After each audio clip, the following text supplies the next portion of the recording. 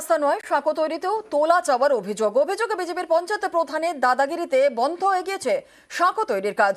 মানতে নারাজ বিজেপির পঞ্চায়েত প্রধান। আর এই নিয়ে হুগলির খানাকুলে জোর শোরগোল।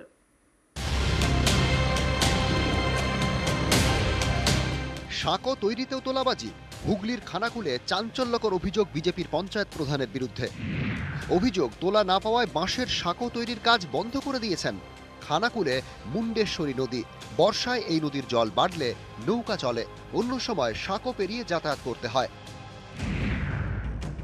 নৌকা পারাপার এবং সাঁকো তৈরির দায়িত্বে ফেরিঘাট কর্তৃপক্ষ। নৌকায় হোক বা সাঁকো, নদী পেরোতে টাকা দিতে হয়। কয়েক মাস আগে খানাকুলের নতিবপুরের সাঁকো চওড়া করার কাজ শুরু করে ফেরিঘাট কর্তৃপক্ষ।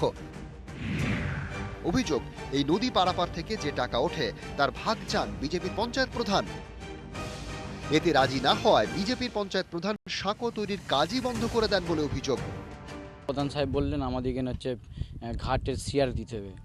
আমরা তাও রাজি হয়েছিলাম, হ্যাঁ, যে দেবো। ওনারা বলছেন ফিয়ে দিতে হবে, মানে আমার যে 9 থেকে 10 লাখ টাকা ঘাটের যে খরচা, সেই টাকাটা দিবেন না, ওদিকে এমনিতে 5 লাখ টাকা ছেড়ে দিতে হবে। ওখানে ব্রিজ তৈরি করতে আসে, সেই হিসাবে বললাম যে ঠিক আছে ব্রিজ করছেন করুন, কিন্তু খুঁটিগুলো যেন কাঠের দাও। টোটো উল্টে পড়ে গেছে, এমনকি প্রেগনেন্ট মহিলাও ওখান দিয়ে পড়ে গেছে।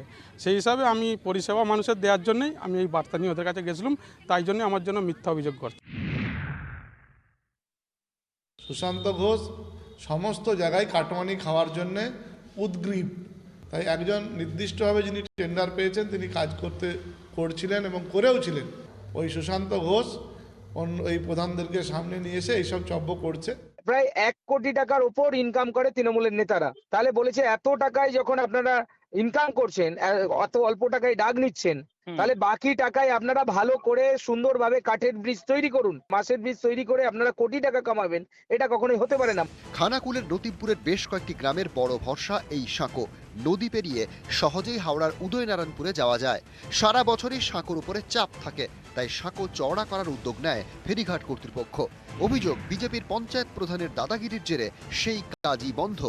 4 চাকা গাড়ি তো যাচ্ছেই না, প্লাস এই আমরা যে বাইকে করে যাচ্ছি এই বালির উপর দিয়ে, এতে করে লোকজন কাছাড়ও খাচ্ছে, যেতে আসতে অসুবিধাও হচ্ছে খুব। ওটার একটা এনকোয়ারি হচ্ছে, এনকোয়ারি রিপোর্টটা আমরা পাঠাবো। প্রশাসনের পক্ষ থেকে বিষয়টি খতিয়ে দেখার আশ্বাস দেওয়া হলেও 1 মাস ধরে বন্ধ কিন্তু বাঁশের সেতু তৈরির কাজ, যার জেরে ব্যাপক সমস্যায় এলাকার মানুষজন।